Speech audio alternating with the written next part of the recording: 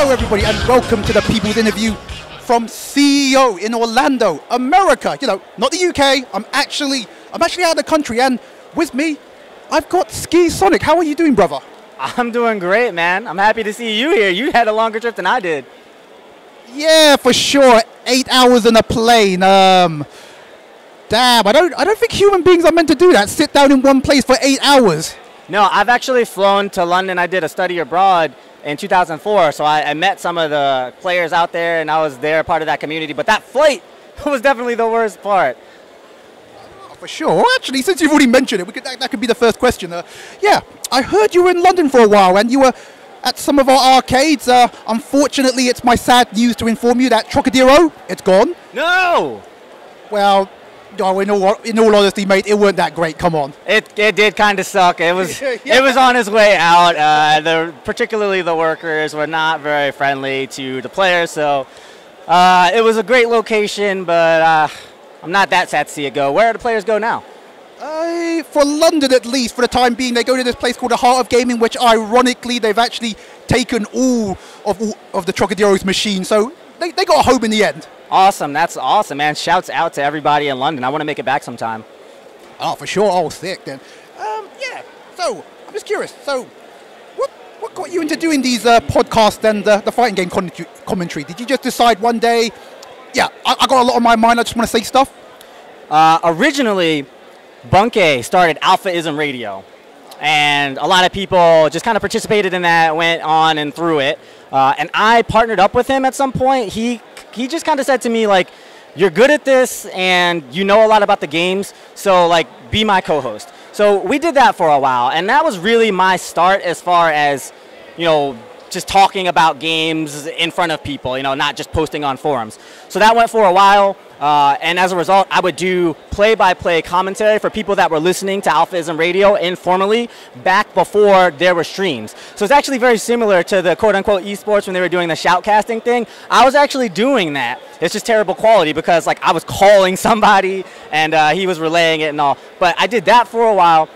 Next step is Evo. You know, they started to do streams. They wanted some commentators. I already had experience, and I think Keats was working with the website as well, and I had already had a little bit of experience with him. So all of these things, they all combined to me doing some Evo commentary, and then further on, Sure You Can wanted a podcast, and so they came to us. We had already had a relationship. We had done the Evo commentary thing, and it worked out. So it was all very natural, but it kind of just came from, like I said, the Alphaism thing was random.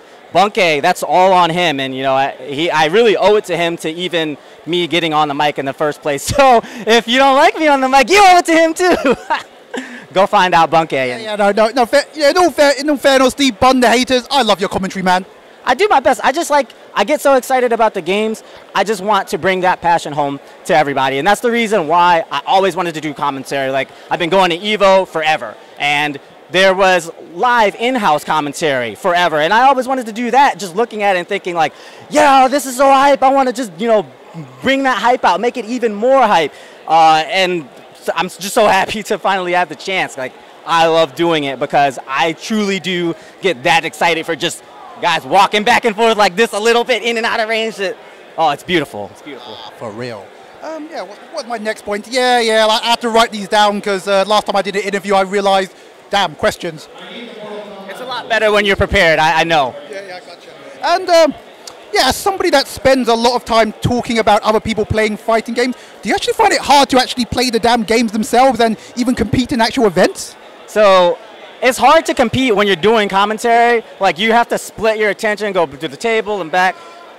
There's a reason why, like, no commentators ever win, you know, and I mean, even when you got a guy like Yipes, who is a commentator who was capable of winning, he tends to stay away from the microphone for tournaments that he's going to be playing in, and he prefers to come on later. It's just a lot of attention that has to be split, and it's tough.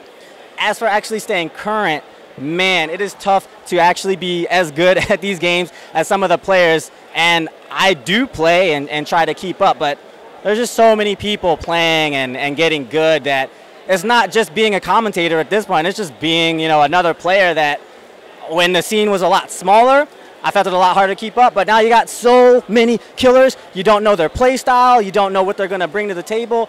I find that very, very hard.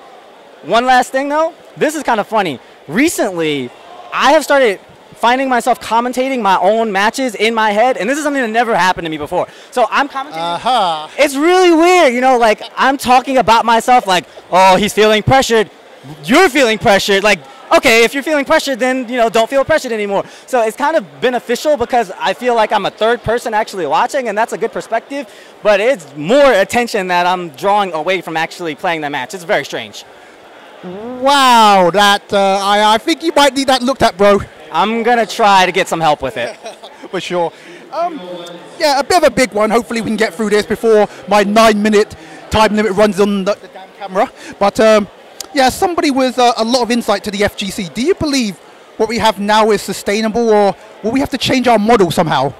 I think it's definitely sustainable. I mean, the fighting game community was sustained until 2009 when we had this influx, this infusion of outside interest and outside money and so on and so forth. But I think that everything we did up to then was good, and I think that that is a model that needs to be maintained and kind of, you know, I hate to play favorites, but I like the model that Evo has adopted because for years they ran the tournament basically out of their own pocket. And they knew what they were getting into. They weren't making money. They were, in fact, losing money, but they had already built something that they knew would be sustainable without outside money. And from, as guys who were able to look at other video game scenes and see what happens in like the kind of the boom and bust cycle, they charted their plan and they stuck to it. So I think if other tournaments, and they have, follow that kind of model and don't just rely on the quote-unquote esports money, I think that what we have will continue to thrive. Maybe numbers will dwindle a little bit, but we can keep playing games, we can keep competing. We've been doing it for years, and we can keep it going. Yeah, for sure. As somebody that has come from the UK, where we sadly have, we've not had anything like this for at least 2 years. We would literally kill, yeah, proper kill, murder, death, what have you, to even just have half these numbers. Yeah, it's tougher for somewhere like the UK or really anywhere that's not the United States that has like a smaller scene overall. But the challenge in the United States is that it's so big.